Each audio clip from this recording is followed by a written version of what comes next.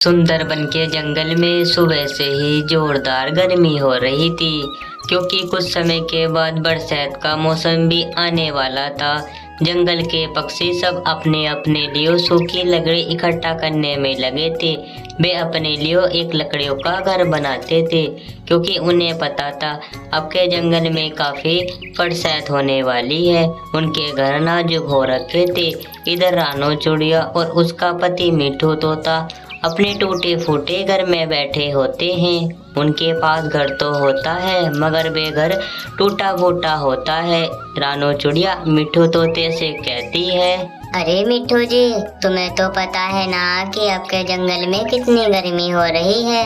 ये तो बारिश का संकेत है, इसलिए जंगल के पक्षी सब अपने अपने लिए पक्का घर बनाने में लगे हैं, क्योंकि अब के बरसात पूरे 4 महीने तक होगी। देखो तो हमारे पास ये घर देखो, ये तो टूटा फूटा घर है, इसमें तो कहीं कहीं दरार भी आ गई है।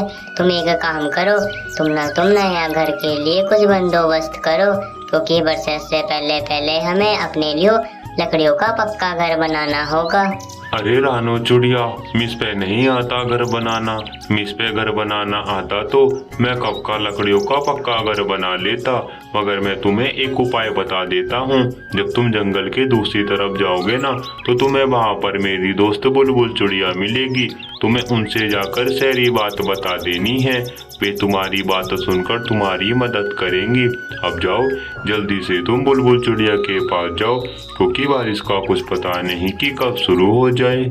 रानो चिड़िया उड़ती हुई बुलबुल चिड़िया के पास आने लगती है, और इधर बुलबुल चिड़िया नदी किनारे पेड़ पर 2 घर बनाकर रहा करती थी। बुलबुल चिड़िया के पास 2 घर बहुत प्यारे प्यारे होते हैं।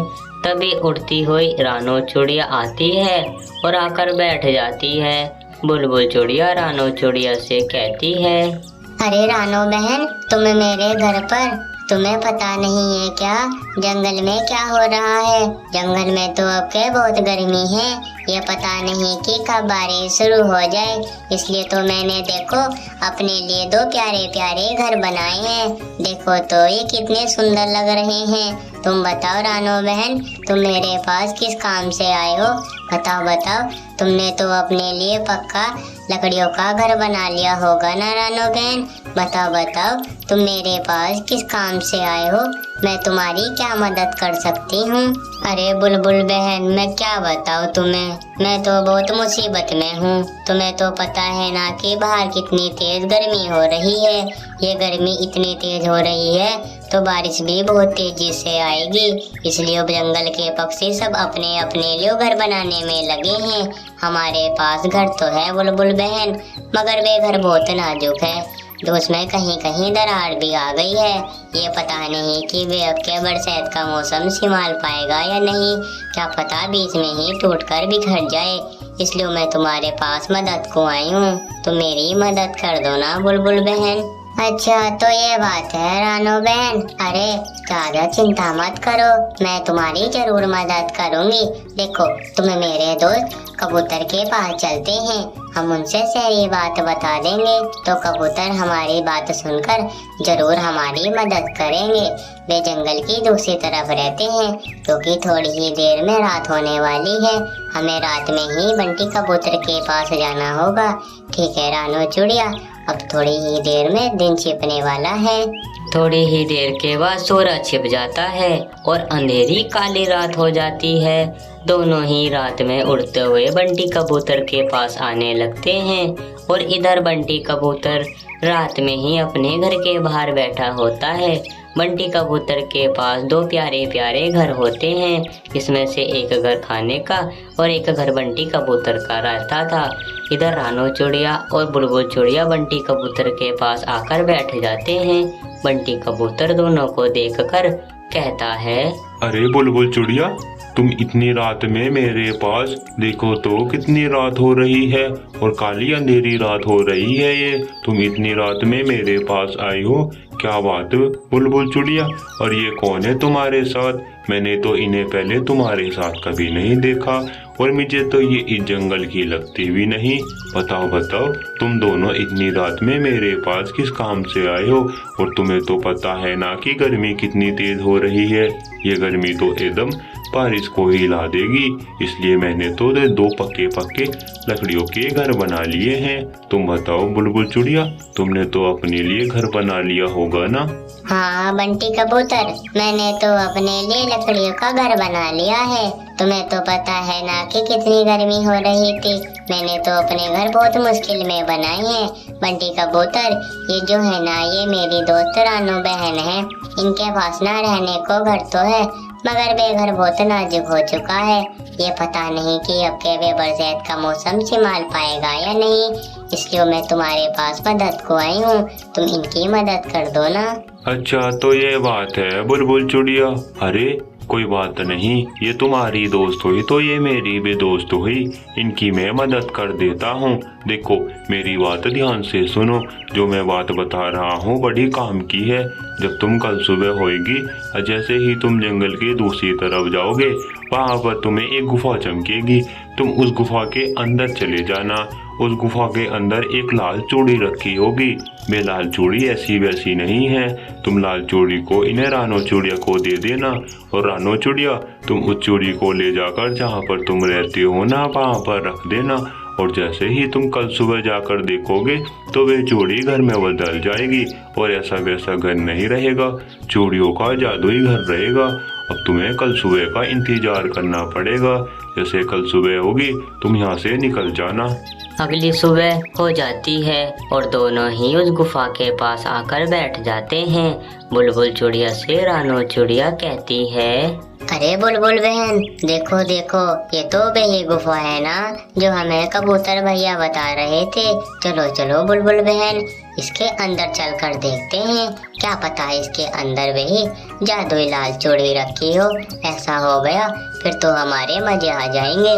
चलो चलो बुलबुल बहन, क्योंकि बारिश का कुछ पता नहीं कि कब शुरू हो जाए। देखो तो गर्मी कितनी तेज हो रही है। दोनों ही जैसे उस गुफा के अंदर आते हैं तो दोनों ही क्या देखते हैं, उनके सामने वही लाल चूड़ी रखी होती है। दोनों ही देखकर हैरानी में पड़ जाते हैं और बुलबुल चुड़िया रानो चुड़िया से कहने लगती है, अरे रानो बहन, देखो देखो, ये तो वही चूड़ी है ना जो हमसे कबूतर भैया बता रहे थे। देखो तो ये कितनी सुंदर लग रही है। अब तुम एक काम करो, तुम इन चूड़ी को जहाँ पर रहती हो ना वहाँ पर रख देना, और रखने के बाद जैसे ही तुम इन्हें अगली सुबह देखोगे तो ये चूड़ियों का घर में बदल जाएगा। अब जाओ जाओ, जल्दी से तुम इन चूड़ियों को ले जाओ, क्योंकि बारिश का मौसम आ गया है। मुझे लग रहा है कि कुछ समय के बाद जरूर बारिश होगी। रानो चुड़िया उड़ती हुई अपने बगीचे में आ जाती है और आकर बैठ जाती है। रानो चुड़िया फिर उस कंगन को अपने बगीचे में रख देती है और मनी मन सोचने लगती है, चलो अब तो मैंने अपने बगीचे में इन जादुई कंगन को भी रख दिया है। अब मैं अपने घर की ओर चलती हूँ, क्योंकि बारिश का कुछ पता नहीं कि कब शुरू हो जाए। वैसे भी बुलबुल बहन बता रही थी कि थोड़ी ही देर के बाद बारिश शुरू होने वाली है। मैं बारिश से पहले पहले अपने घर की ओर जाती हूँ। मेरा पति मीठू तोता मेरा इंतजार कर रहा होगा, कह रहा होगा कि रानो चुड़िया अभी तक नहीं आई। तभी आसमान में काले काले बादल छा जाते हैं और बारिश भी पड़नी शुरू हो जाती है। इधर मीठू तोता अपने घर में बैठा हुआ रानो चुड़िया का इंतजार कर रहा होता है। तभी रानो चुड़िया उड़ती हुई आती है और आकर मीठू तोते के धोरे बैठ जाती है। मीठू तोता रानो चुड़िया से कहता है, अरे रानो चुड़िया, तुम कहाँ पर रह गई थी? देखो तो बाहर कितनी तेज बारिश हो रही है। ये तो तूफान की तेज हो रही है, ये तो रुकने का नाम नहीं ले रही। रानो चुड़िया, तुम मेरी दोस्त बुलबुल चुड़िया के पास गए थे, बताओ बुलबुल चुड़िया ने तुम्हारी मदद करी भी या नहीं? अरे मुझे क्या पता था मीठू जी कि ये बारिश इतनी जल्द पड़ जाएगी। मैं तो सोच रही थी कि अभी 1-2 दिन बारिश ये पड़ेगी नहीं। मीठू जी, जैसे तुमने कहा था ना, मैं वैसे ही बुलबुल चुड़िया के पास चली गई। मैंने सारी बात जैसे बुलबुल चुड़िया से बताई तो बुलबुल चुड़िया ने मेरी बात सुनकर मुझे अपने दोस्त कबूतर के पास लेकर चली गई।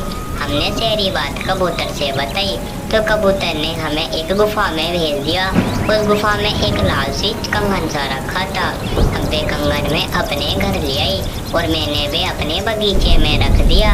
अब हम कल सुबह जाकर देखेंगे कि वे कंगन घर में बदलता है या नहीं। ऐसा हो गया फिर तो हमारे पास जादुई चूड़ी वाला घर हो जाएगा।